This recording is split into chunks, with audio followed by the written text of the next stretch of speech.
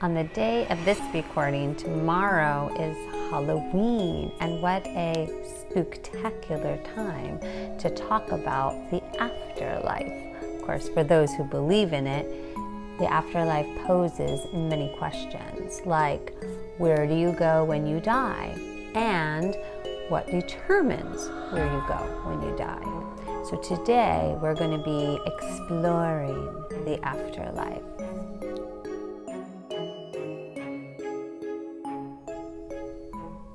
Hi, I'm Italia Oliver, and if it's your first time to the channel, welcome. Be sure to hit that subscribe button down below and hit that bell notification so you get notified of the latest videos. Now, let's talk about this afterlife, right? So, Spirit has told me that what determines where you go when you pass over or cross over is the frequency with which you leave this existence. So when I think of frequency, I think of a vibrational resonance, okay? So I inquired further about, the meaning of frequency in this context, thinking of, babies and children that die, right? And Spirit has replied to me that frequency is the essence of the soul, okay? So your essence determines where you go when you die. And what is your essence? Well, it's your genuine nature. It's your quality of beingness, your consciousness, okay? So let's talk about these near-death experiences that many people actually have, okay? For those who don't know what a near-death experience is, we also term it an NDE. And these NDEs, near-death experiences, point to the possibility of an afterlife. And they're defined as a lucid experience associated with perceived consciousness apart from the body, occurring at the time of actual or threatened imminent death. Okay, so you might be surprised to know that an NDE is relatively common. Actually, there was a Gallup poll done in 1992 that led to an estimate that 13 million Americans may have experienced an NDE. And research indicates that approximately 30% of all people facing a life-threatening event will experience an NDE. So there are thousands of accounts of those who report that they left their physical bodies during a time when they were injured or ill and thought to be dying, and visited loved ones in distant places, both here on the physical plane and on the other side too. Now, many have stated after this experience that they would never fear death again, which is really interesting. So now I want to share with you in this book, it's called How to Make ESP Work for You. It's by Harold Sherman, okay? So in 1964, Harold Sherman wrote this book, How to Make ESP Work for You.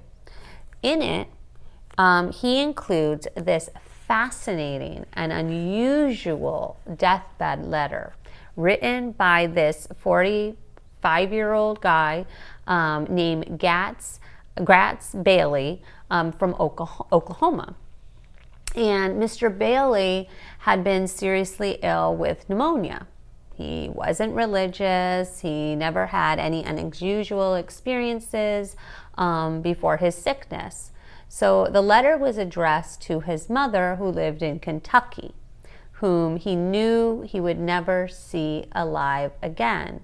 And this letter was found on a notepad beside the bed following his death. And now I'm going to read it to you from the book. So this is from Gratz Bailey to his mother. And this is what he said in his last letter to his mother.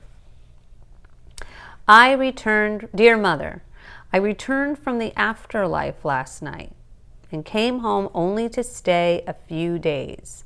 Am in hopes of leaving sometime in the morning. I am satisfied. Would like to see you all before I go, but can't. Death should have no terror. Everyone that comes here knows. Made 2 trips last night. I'm glad that you can't stay long at best. Only a little pain and all is over. Laugh at death when he comes. Death we dread just because we don't know it. I would never shed a tear over any of you again. We'll see you soon. Come on, I have found the way. Signed, G. Bailey. Okay. So who writes, right, this letter? It's an amazing and fascinating letter for sure. So who writes in their last letter, come on, I have found the way, right? This was a sane family man, right, in the prime of his life, who was leaving his wife, his children, and his mother behind, right? He says, yeah, I made 2 trips last night and I would never shed a tear over any of you again. We'll see you soon. I mean, can you imagine someone making this up under these circumstances, knowing that you're going to die and you're leaving somebody who's sane and you know you're going to miss your family and you love them, that they would make that up? I mean, although we have to, we just must rely on his word as testament, it certainly warrants consideration of his truth, right?